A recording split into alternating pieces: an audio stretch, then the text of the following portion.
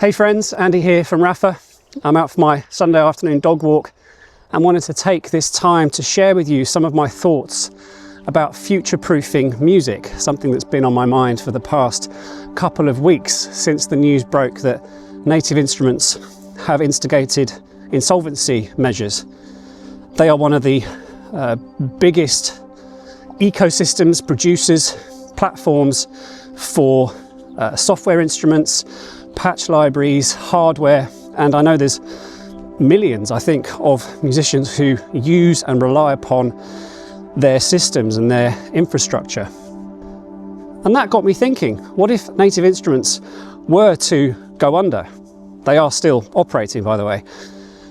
But I would lose potentially lots of my virtual instruments, access to all the things I've purchased from them, those sounds that I've spent ages tweaking and creating and using in my music, not to mention the hardware. I have a Native Instrument keyboard that I use. If that was no longer supported and I had a fault or an issue, I'd have to swap to a different manufacturer and probably upgrade or at least change the keyboard I was using. And so I want to share with you a few ideas I've got for future-proofing my music, some of which I've already done, some of which I am going to instigate in the light of this news and having given it some thought. And so hopefully some of those will be useful to you as well. One thing I think would be useful to add some security for the future for music production is to diversify the platforms that I use. I'm a Logic user, I've always used Logic, and that's the DAW that I know the best. But perhaps it'll be a good point to start looking at using, or at least being familiar with, another DAW. Not that for one moment I expect Apple to go out of business and Logic to fold, but nevertheless, it would be a good, useful exercise to be able to use another DAW at short notice. The same goes with plugins, with virtual instruments. Now, I'm in the position where I use quite a few different ones already. And so if I were, for example, to lose all of Native Instruments plugins that I currently use, it wouldn't be a complete disaster because I use a number of others, but it would be pretty inconvenient. But by having a single point of failure and only using one platform, one set of patches from one manufacturer, one producer, it clearly leaves you more vulnerable if that company was to suddenly fold. I'm trying really hard to keep eye contact with the camera, but we've had a load of rain here and it's really slippery underfoot, so I'm having to watch where I go, otherwise I'm going to fall over. And as you can see, the rivers have burst their banks because of how much rain we've had. But on we go.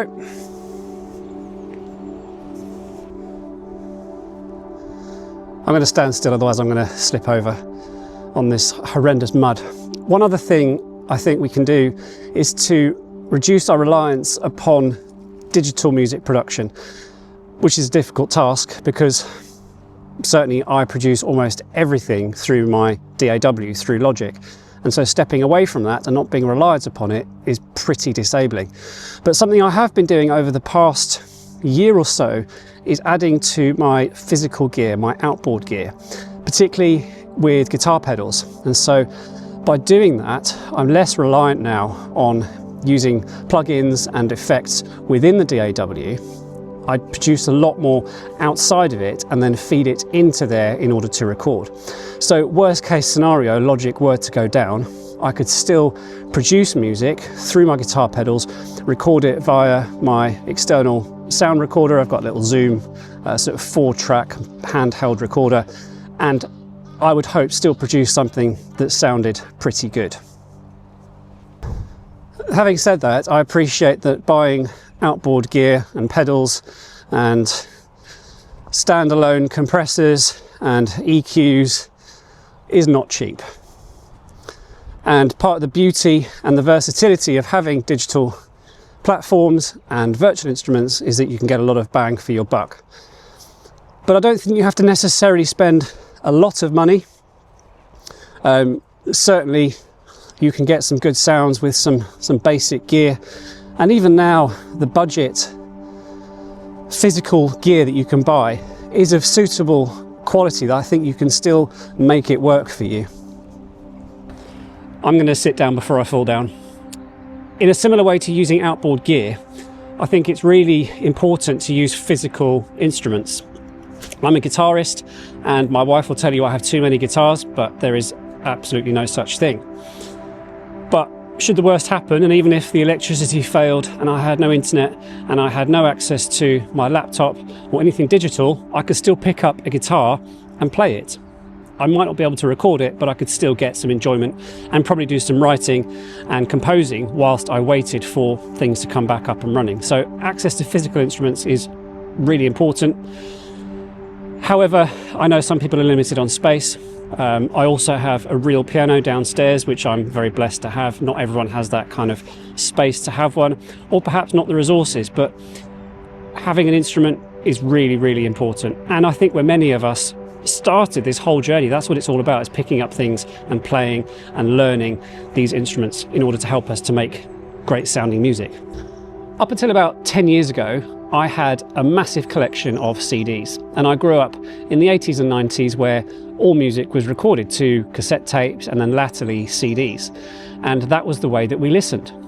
So even if you didn't have access to the internet, you could still put a CD on or put a cassette in, which was pre-internet days anyway, and listen to your favourite artist, your favourite music. I do regret now having sold all my CDs because everything is now online. And that's brilliant because it's extremely convenient and you have access to every piece of music probably ever written.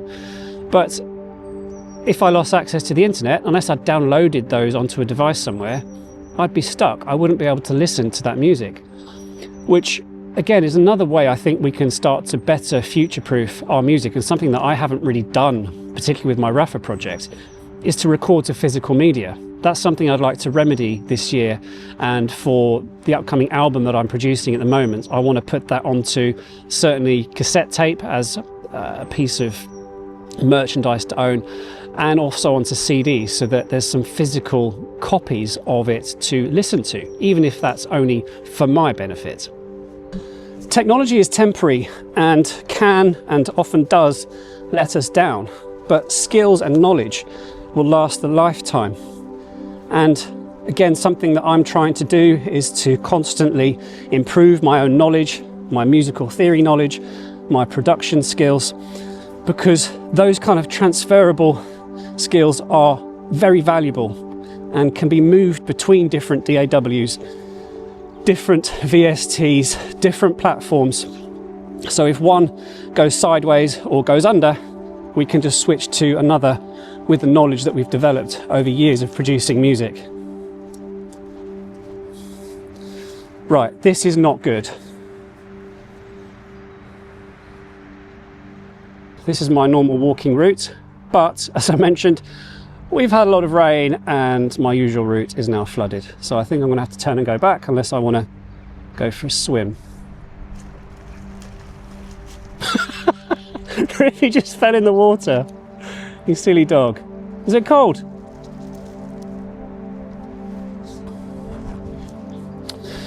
Right, we're going back the other way. This could turn out to be a very long walk because it's quite a long way back from where I came. Where was I?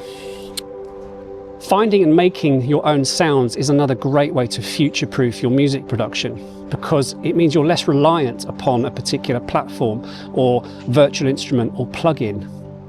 And if you are using external instruments, outboard gear, pedals, field recordings to produce those sounds, it's going to release you from being reliant upon the technology so much. Therefore, if things do go wrong, if you don't have access to those pieces of technology, you're still going to have the ability to make sound, and most importantly, sounds that sound like you.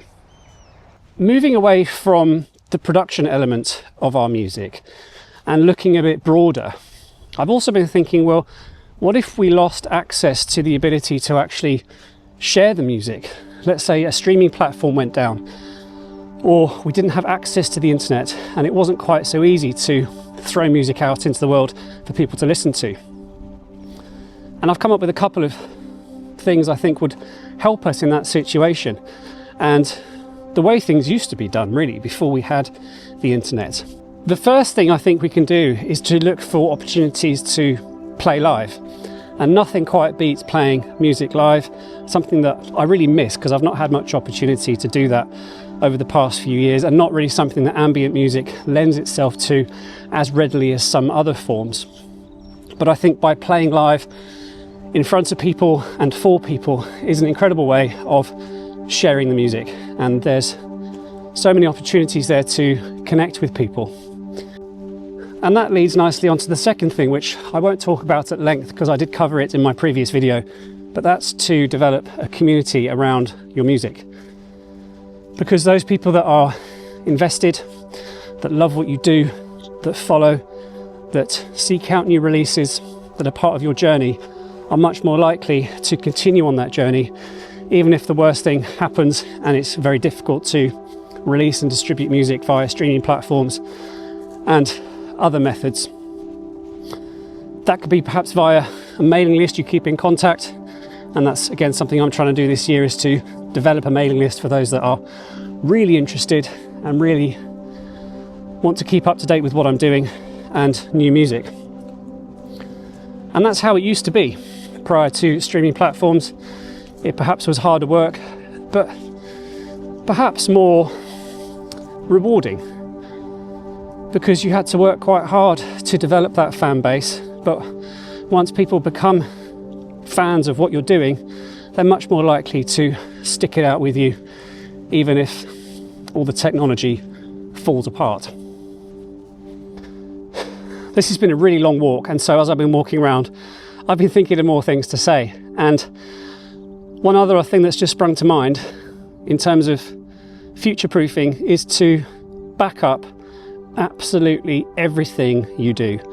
And this is a lesson I learned the hard way, because a couple of years ago I lost a load of music that I'd produced and I had no way of retrieving it, which was a real kick in the teeth.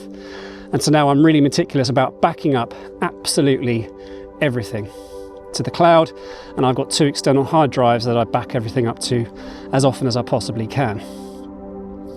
That's future-proofing, because if you lose access to your laptop or your computer or wherever it is you produce music, if something goes wrong, it's gone, and it's very difficult to get it back unless you have good backups, in which case you can go make a cup of tea, walk back upstairs, plug in, and off you go. So those are just a few thoughts about how to future-proof and protect your music. And you perhaps have other ideas, or even disagree with some of what I've said. Either way, it'd be great to have some more discussion around this. So please do put a comment down below or drop me a message, and we can continue this conversation. There is a common thread running through these videos, which is half by design and half by accident, and that's the importance of connection, community, and friendship. Something I'm really keen to foster, and so it'd be great to hear your perspective, get to know you a little bit. So always open to having that discussion, and I hope to do another one of these next week. I'm away on holiday, but I'll take the camera equipment, i.e. my phone, and see if I can head out for half an hour to record my thoughts on something else next week. Thank you very much for joining me. Have a great week and see you soon.